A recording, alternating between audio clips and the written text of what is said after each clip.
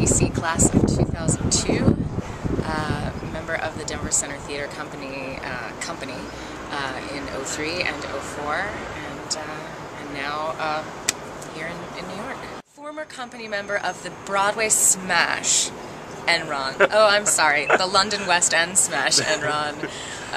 Most recently victim to headlines here in New York like Enron falls again. Oh, no. Yeah.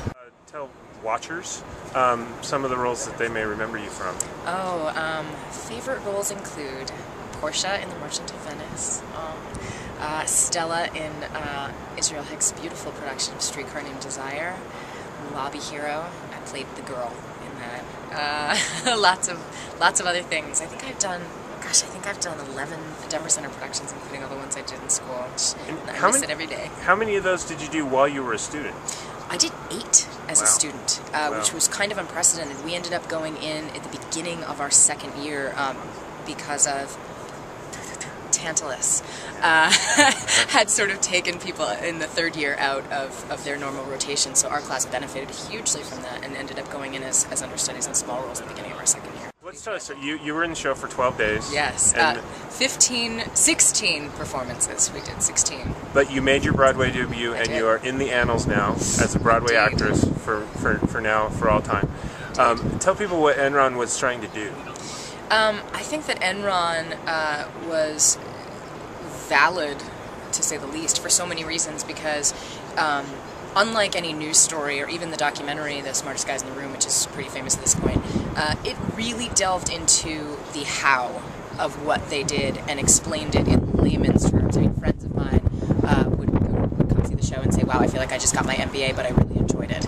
And our playwright, the phenomenal 29-year-old Lucy Preble, she employed the use of metaphors and beautiful theatrical inventions using, dinosaur masks and Siamese twins and all kinds of crazy things to explain what went wrong and why. And I think that the most important thing that Enron tried to do was to make that story palatable and enjoyable, but at the same time educate people to what continues to go on in the world every day. Top news story, Lehman Brothers, Goldman Sachs, whatever, what have you.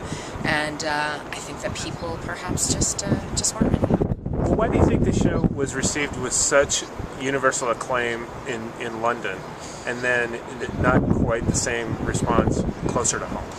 I think mainly it's twofold. I think that in the first place, London audiences and New York audiences are very different. Denver audiences and New York audiences are different. And Denver audiences and London audiences, I mean, every place has its own, peculiarities of audiences, and we should never assume that just because a show goes over somewhere, it'll go over somewhere else. And I think that's a mistake on the part of it, maybe so to say it, on the marketing team and the producers of Enron here in New York, that they just thought it would carry on its own sort of wave of success that it had in London. People didn't know what the show was. They didn't know why they should buy a ticket to see Enron, and so I think that we suffered because of that, because the people that did take a chance and bought a ticket came out loving it, but we just never generated the business. But I also think that there is a certain... there was apparently an elderly woman outside the theater one day during previews, and our choreographer heard her say after the show, I want my plays to be plays and my musicals to be musicals. And I guess apparently he turned and said to her, and I bet you eat the same meal every day. But it is there is a certain point at which I think audiences have to be really encouraged to go outside their comfort zone to see a different form.